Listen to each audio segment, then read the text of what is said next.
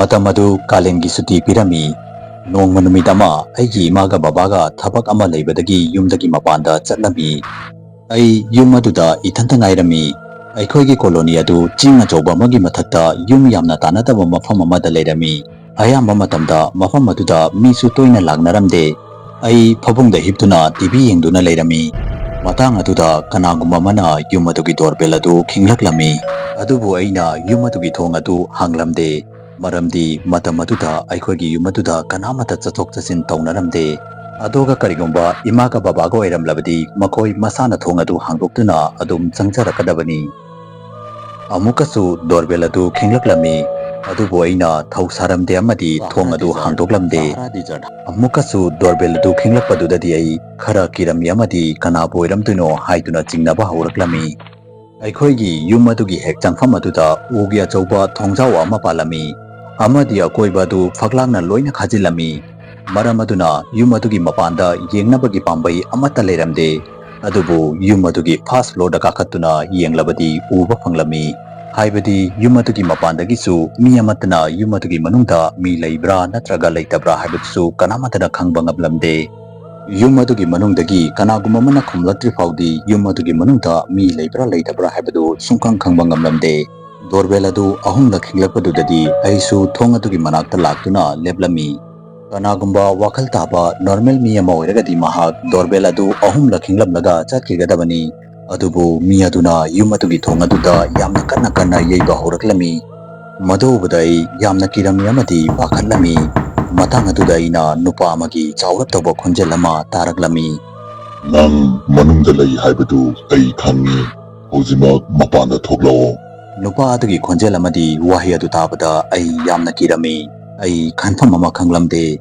Amadi Nupa aduna Ai Yumadugi Manungdalai Haibasi Karamna Khanglibano Haibadu Khanduna Lerami Ai Hak Tumina Leraba Matungda Nupa adu Mafam adudagi Chatki Adu Oirabasu Aingonda Yumadugi Thong adu Hangdoktuna Mapanda Yengbagi Thauna adu Yauramde Thogdok adugi Matungda Aina Khudakta Babada Phone Taurami Amadi Ngasi Yumda Mi Ka Lakadaba Leibra Haiduna Hanglami Adubu Babana Kadaidagi Mino Kanamata Lakadaba Leite Haiduna Khumlaklami Aina Nupa adugi Maramda Haifet Kuina Khanduna Lerami Adubu Ai Amuk Phabungda Kakhatuna TV Yenglami Sahara Desert Haidibasi Ani Ahumuki Matungda Amukasu Yumadugi Dorbel adu Kinglaklammi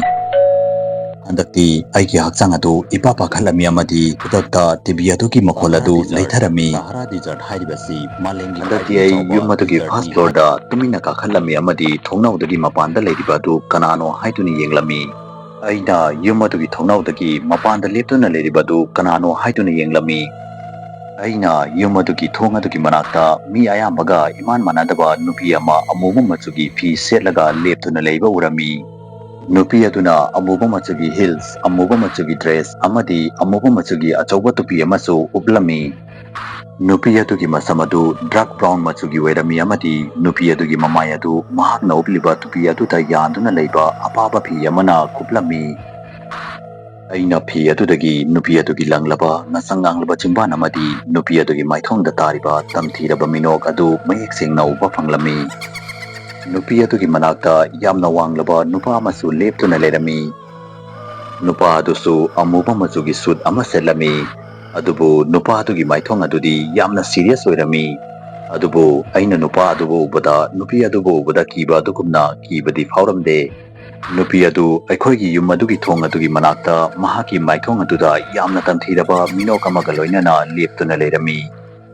Aina Yumadugi Thong adu Sungang Hangdabaduda Nupi adu Yumadudagi Chatki Nupa adusu Nupi adugi Maningda Inaduna Chatki Numit adugi Ahing adu Ai Tumbangamlamde Numit Kaya Hokrabasu Aina Nupi adu Nupa aduga Loinana Aikoigi Yumadugi Thongnau Mapa aduda Leptuna Aibu Munna Yengduna Leramgadaba Malami Adubu ngasi fawbo aina makhoi ani adu kanano haibadu khangba ngamdri ahanbada doorbell khinglaklamliba adu nupi amadi nupa adu oiramgadra adomna kari khali doorbell khinglaklamliba mi adu kana oiramgani comment soidana haibiramu Facebook ta Manipuri horror story gi Facebook page fu follow tobiramu loinana karigumba wari asu mayamna pambi taragadi channel asibu subscribe tobiramu amadi video asibu like and share amam ta tobiramu Mathang ki video da amuk unarasi habsiga loinana yangkopam loyangan mana mayam pumnamukti kainabagi yathang nizari.